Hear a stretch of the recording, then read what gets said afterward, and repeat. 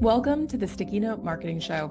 I'm your host, Mary Zarnecki. Business leaders today are overwhelmed with a unique set of challenges, from rapidly changing markets to digital disruptions, leaving many uncertain about where to focus their efforts to grow their brands and their businesses.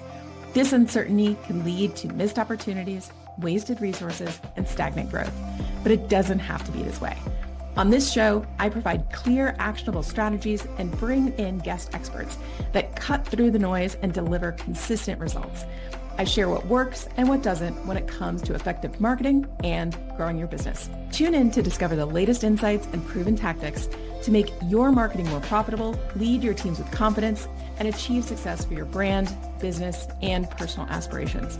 If you've ever wondered if it's possible to skip the overwhelm and map out a plan for success on a simple sticky note, I'm here to tell you that it is. So grab that pen and those sticky notes and let's get started. Hello and welcome to this episode of Sticky Note Marketing. I'm your host, Mary Zarnecki, and today I'm super excited to introduce you to Cat Orsini, who is the CEO and founder of Action Incubator. And today we're going to be digging into a really interesting topic, which is how to turn your network into your net worth. So if you've ever thought to yourself, gosh, I know a lot of people, but I can't seem to reach out to them in a way that feels normal or natural to me, or how can I reach out to people in a way that doesn't feel sleazy or salesy? This is the episode that you're going to want to listen to. So Kat, welcome to the show. Thank you. Yeah, let's release that sleaze and slime as part of marketing and sales, right? No, thank you. No, thank you. So I know there are some folks who are listening or watching to us today that are familiar with you, but for anyone who this is their first time meeting you, can you tell us a little bit about your business? Oh, I'm not a household name yet. Okay. So I am Cat Orsini, and basically my business is to turn your network into your net worth. However, most of us aren't actively managing our network, so we don't have as much net worth as we would like. I am very big on systems and processes and leveraging automation where it makes sense. And the key to that is documenting and repeating success and not just theory. So there's a lot of people out there who will peddle, hey, this one thing will solve all your problems. That's not the thing. The thing that solves your problems is you want to amplify and force multiply what's working and not what's not. So we need to make sure that conversion is happening consistently so that then it amplifies. So that's the nuances. I did create a concept called firework experiences. And these are typically, you probably have heard of a lot of the different kinds of strategies, but most of the time, the strategy that you're using in your business, if it's not working effectively or not converting the way that you want, then there's likely opportunity to help optimize it. And that's one of my favorite things to do is to make something that is working work a hell of a lot better. So now the episode is rated R. No, no worries. I think our audience can take it. They're good.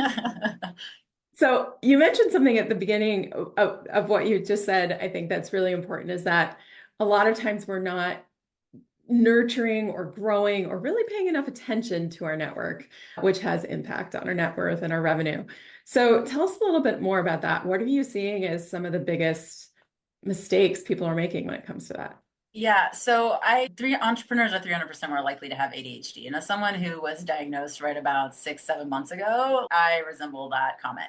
So even if you don't have ADHD officially, or you're like suspiciously undiagnosed, the likelihood is you have the tendencies. Ever heard of squirrel syndrome or shiny ball syndrome? That's ADHD, guys.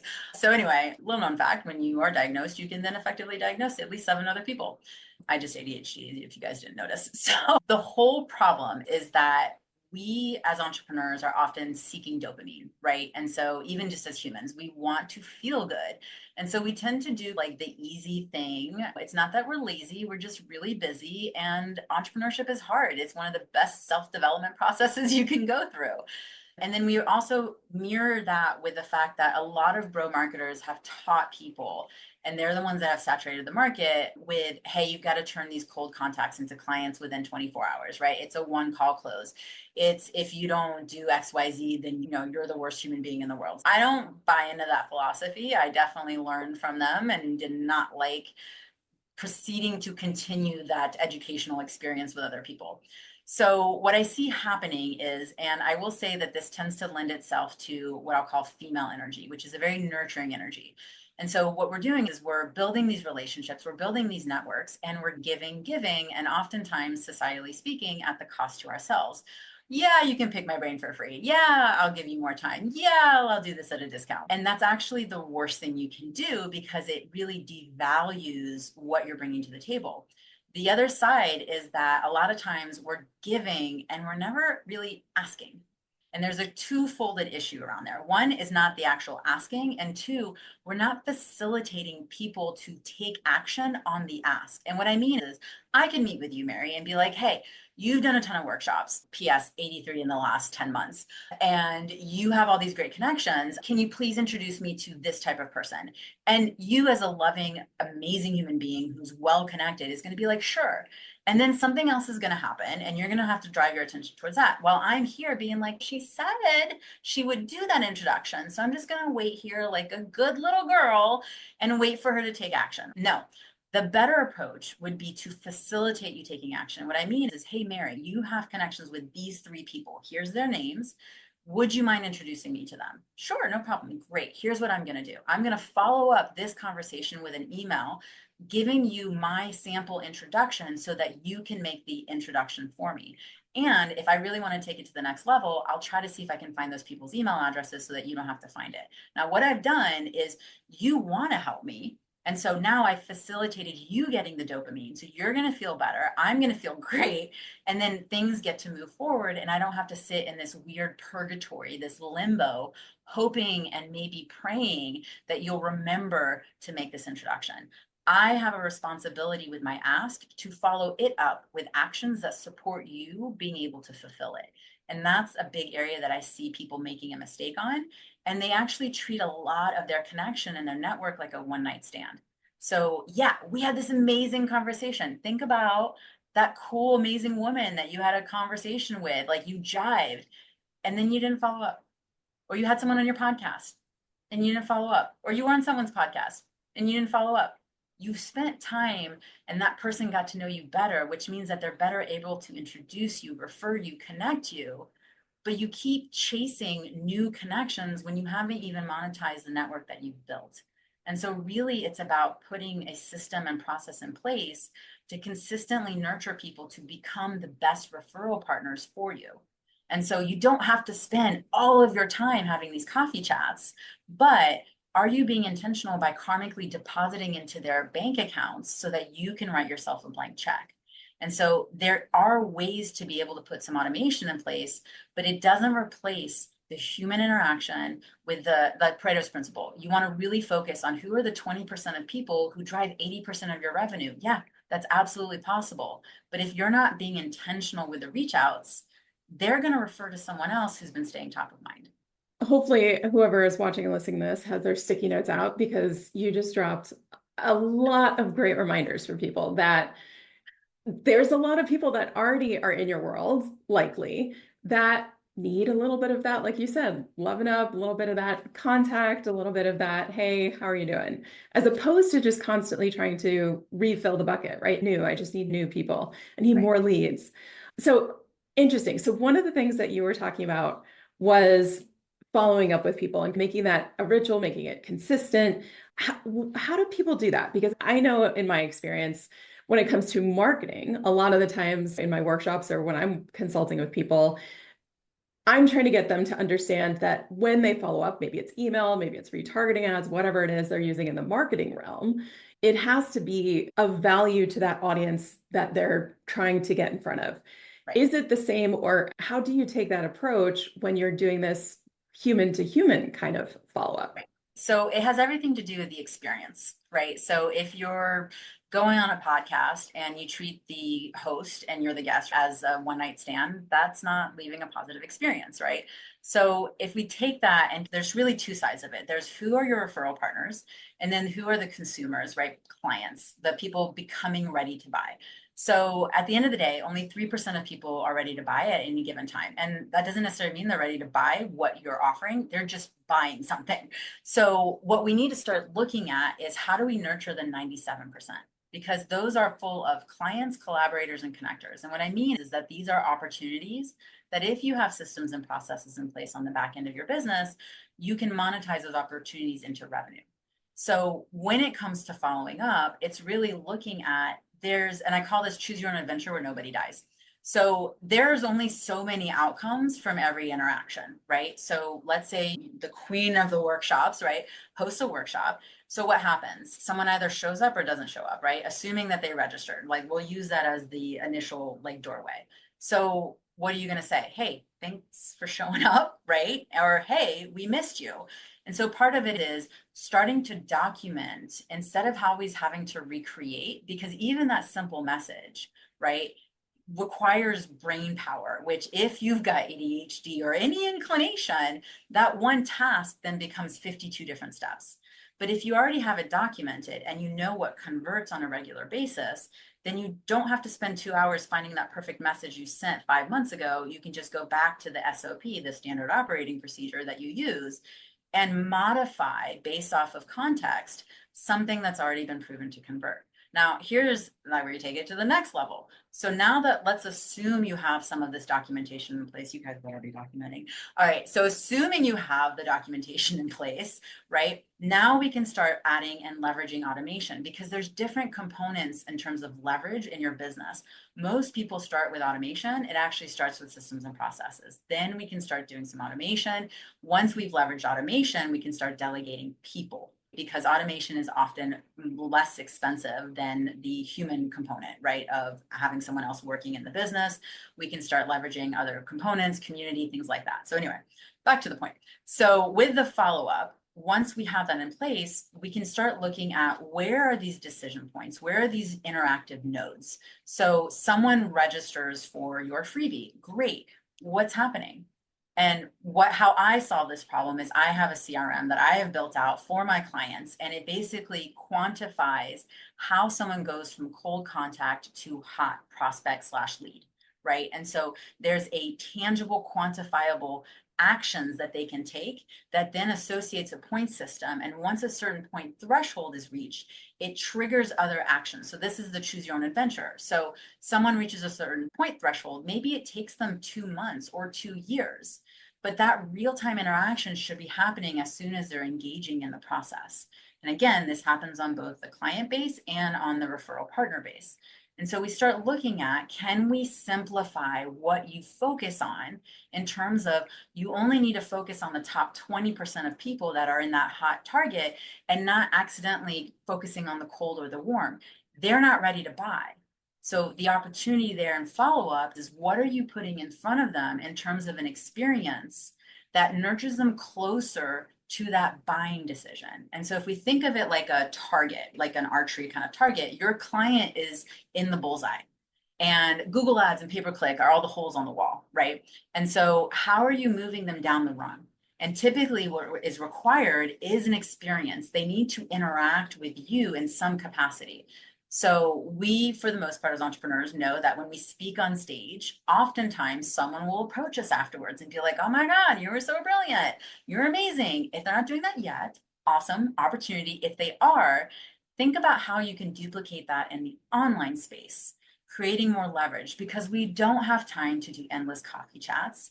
How can you serve like 100 different people at the same time, helping them see the value and moving them closer to the next rung in your target so that they're becoming ready to buy?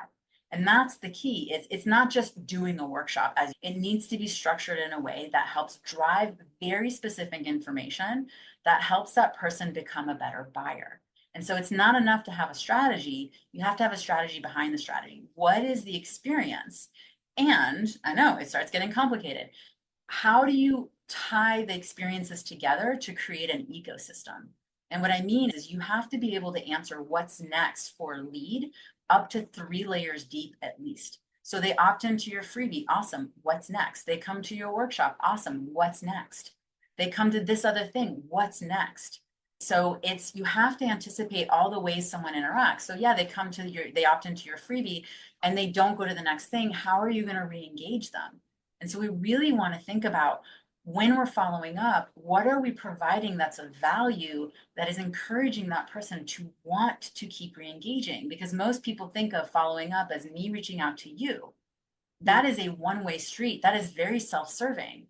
What we want to do instead, especially when it comes to high ticket sales, is what can I offer you that's of value that makes you want to keep being a part of my community? So that when you become ready to buy, because I've been karmically depositing into your bank account, driving value, you're going to consider buying from me instead of having prepared that person to buy from someone else. And like you said, it's first asking the question, but what is going to be of value to them? Not just what do I want to offer? Or what can I just put out there real quick because I'm checking a box, right? Like we've all opted in for something and got it, and it was a hot piece of garbage. Now that person technically did effective marketing. They had an opt-in, they had a page that converted, they had copy that got your attention, and they delivered a product. Isn't that marketing? But they missed the biggest opportunity, which was your experience of what the product was. Whether it's free or paid, it's still a product. And because they didn't think and put time into that, and they just basically made you feel like you could have Googled it and had a better answer, they never gave themselves a chance for the sale. And so just because you're going through the motions of marketing doesn't mean that you're doing effective marketing. And you, of all people, know that consumer experience of the product, whether it's a tangible product or a virtual one, is the key to creating a raving fan, to increasing the lifetime value of a client, all of that. So all these concepts don't just start and end with marketing, they go into client delivery as well. And I think it's so interesting too, because both of us work with very large brands and small startups, right? So it's so interesting to me, and I'm sure you've heard this too. Sometimes I'll be talking to the large brands that are in everyone's kitchen cabinets, and they'll say to me, "Oh, Mary, if only we could get more personalized, if only I could more deeply understand my audience and have more of a one-to-one conversation." And then literally 2 hours later, I'll be talking to some grassroots startup or angel-backed startup fund. And then they'll be saying, "Oh, but I need to automate and I need to systematize and I need to scale." And it's like the grass is always greener on the other side of the fence. But I want to dig into what you were just saying, no matter which side of the fence you're on, right? Whether you're at scale already, but yet trying to get more personalized, or whether you have the opportunity to get more scale and have the maybe untapped personalization right now. I want to dig into what you said about how do you then, with intention, craft the journey? How do you then decide what to put in that experience, like you were saying, that audience-centric experience, but that is giving them the right information to become a buyer? Because I think a lot of times, no matter really what size business you're in, people are afraid of giving away too much too soon and pushing off the sale. What do you say to those people? Look at me. Talk about too much. I'm too much in the right kind of way, right? And I think that's part of the issue is you can't give too much, because at the end of the day, it's the interactive experience. We're talking about your humanity is the thing that is converting. Sure, they can go and work with someone else. Here's the thing. The likelihood is they've already invested in solving this problem. So if your marketing and messaging is coming across the same as all of your competitors, there's no reason for them to invest with you, which is how we start actually doing what you're talking about, which is our biggest opportunity is to create perspective shifts. So for the most part, people think they have a problem.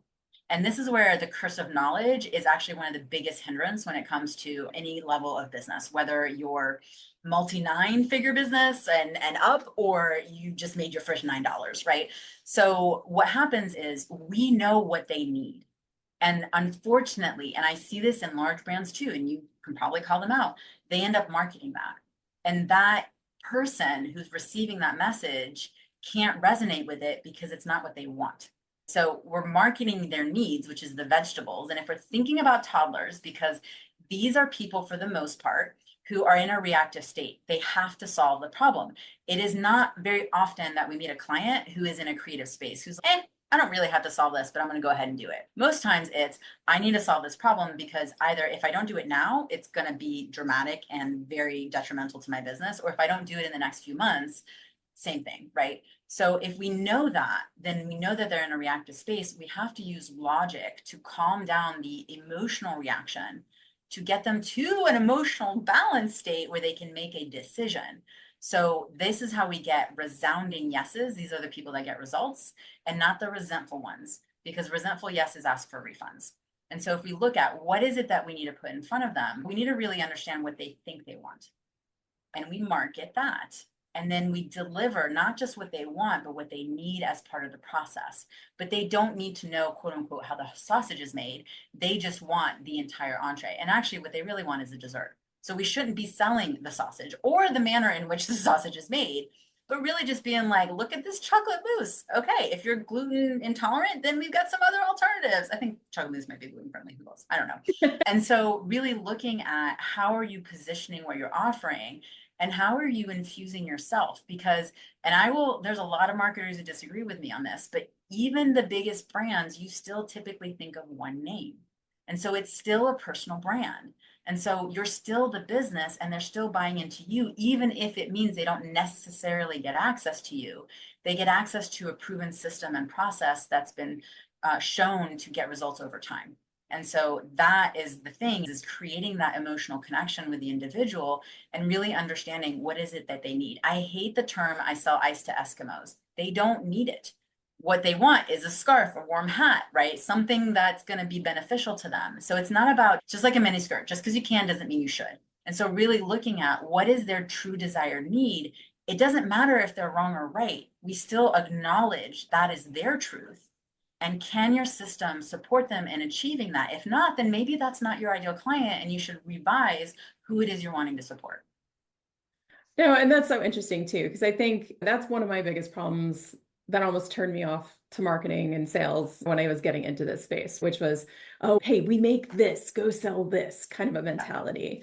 I like your example. I can sell ice to Eskimos. Why would you want to do that? And I think that's the really interesting thing for a lot of business leaders, business owners today is, have you really explored and taken like the moment to think about how your product, service, offer is actually beneficial and what kind of impact is it making? And are you talking about that? Like you said, people don't want to necessarily buy the vegetables. I know I need them. I know I should probably eat them, Hide them in the but I spaghetti don't want sauce, them. right? Like toddlers, you just keep exposing to them, right? And just eventually they might like it. But at the end of the day, it's the promise of the dessert that gets them investing. Yeah. And so it's why it's really important to be targeted in terms of what is, I'm going to say this, it's not about niching necessarily. There are instances where it's valuable, but if you don't know what problem you solve, then you are going to struggle for the rest of your life in your business. You have to be able to effectively communicate what problem are you actually solving in a tangible modality, being more confident, feeling clear, blah, blah, blah, blah, blah. All that is super fluffy. And I love it when it happens. And I never buy it, even though I know the value of it. So, are you helping people with more effective communication, whether that's relationships, team, peak performance, executive coaching, right? Are you helping people with their health? Zipping up their skinny jeans without lying flat on the bed, whatever that modality is for you, eating better, building out your core, right? Or are you helping someone make money? And that includes saving money. Those are the three outcomes that people buy. And do not try to hit multiples. Target one. If another one happens as part of it, fantastic. But have a singular message that helps people really identify how you're actually going to help them. And those are the three avenues. Absolutely right. Yeah, confused people never buy, they bounce, right? So, can I put you on the spot? Because I know you're such a great storyteller. Could you share maybe like a client example or a story of someone that you've worked with where they've actually implemented some of the things that we talked about, maybe even just one of the things that we've just talked about? Is there a story you could? There's every one of them, right? But yeah, I do have this favorite story that I tend to share. And it wasn't necessarily like my favorite client, right? So I'll say that. What happened is this person came to me and she said, I need to make money now. And I'm like, I just love when someone comes to me with that energy. And so I was like, all right, let's take a step back. What's going on? What are you selling? What is it that you want to do? And she's like, I've got to make 100K in the next 2 months or I'm going to lose the farm, right? Kind of situation. And I was like, all right, cool. So this person was a therapist and she was running a 10K group program for a year. And so we worked a little bit on her offer and she said, I don't have any leads. I have no one to reach out to. And I was like, okay, false, but okay, if that's your truth. So here's what we're going to do. We're going to start making a list. And if you're needing to make money right now, it's not about cold, it's about who you're already connected to. So let's shift from I need to find new people to how do I activate my current people? So we start doing some reach outs. I support her with this concept that I created around how do we go from talking about the weather to whether we should work together. So she was navigating the weather to weather conversations. And a week later, she comes back to me and reports. She goes, fine, I closed 2 people, but I don't have any more leads. I have nobody else to follow up with. That's it. I've exhausted everybody. And I said, we're going back to the list and we're going to see if there's some more people. So we start looking in her email, start looking in her LinkedIn, all these other places. Comes back the week later and she goes, fine, I closed 4 more people, but that's not enough. I'm not hitting my goals. There's nobody else in the list. I've scratched the end of the well. And I said, you still want to hit your goal? And she goes, absolutely. I was like, we're going back to the list. And she was ready to deck me. So we have this literal same conversation for over the course of 4 weeks. By the end of 4 weeks, she has now closed 12 people into her 10K program. And over the course of the 4 following weeks, she ended up closing, I think, 4 more people. So she made 160K over the course of 6 weeks. Now, I'm not saying this is standard experiences and things like that. What I want to highlight is how often people resist that they don't already have the assets around them, that they don't already have the connections, that they've explored everything, they've made the offer. And what happens is that people take no as finite instead of trying to ask a different question they can say yes to. And that's what marketing is. And I'm going to repeat that. Marketing is your opportunity to ask a different question someone can say yes to. And so that is the thing is it's not, yes, I can stand here and say, don't take it personally and all this other thing. So little story, which is we've all gone on dates with perfectly amazing other humans and it just didn't vibe, right? Maybe it was the first date or whatever it is. Was that person less valuable as a human being? No. Were you less valuable as a human being? No. So I don't actually default to you not being able to communicate your value. I default to timing as being the thing that was the issue.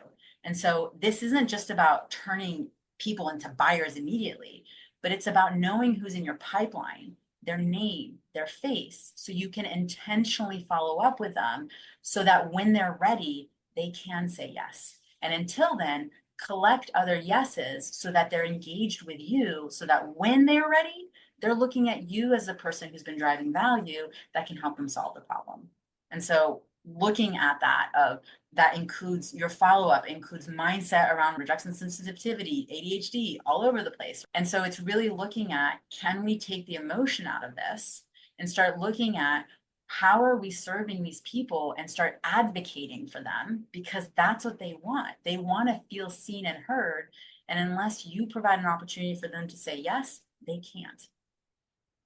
I appreciate you sharing that story. I love that story too, because like you said, the resistance is there.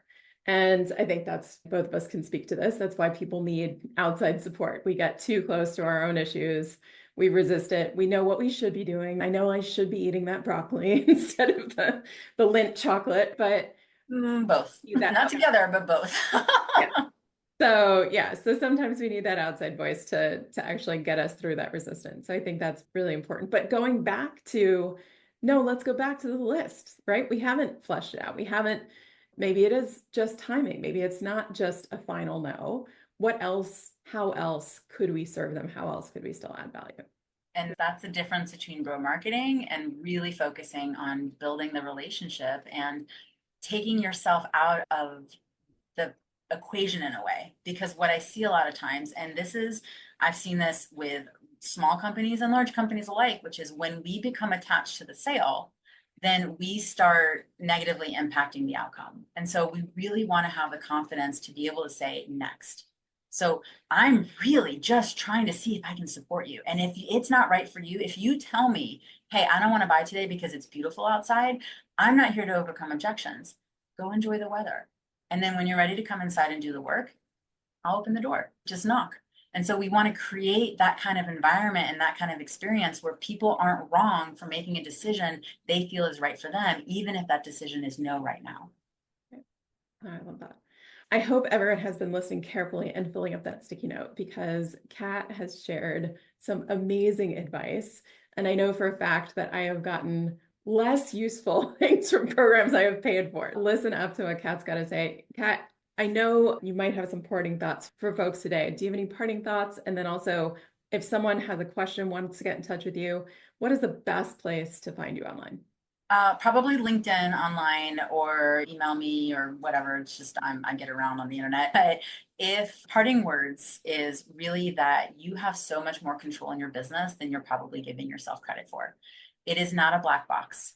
Yes, there are goals, and we can't necessarily control who is buying and when they're buying, but there are actions you can take that support the buying to happen. And so your job as a business owner, no matter where you are in terms of scale and growth, is to identify what those are and to do them consistently. Consistency in every action you take is the biggest objection handling thing that you can do in your business, because when you show up for yourself, you're showing people how you'll show up for them.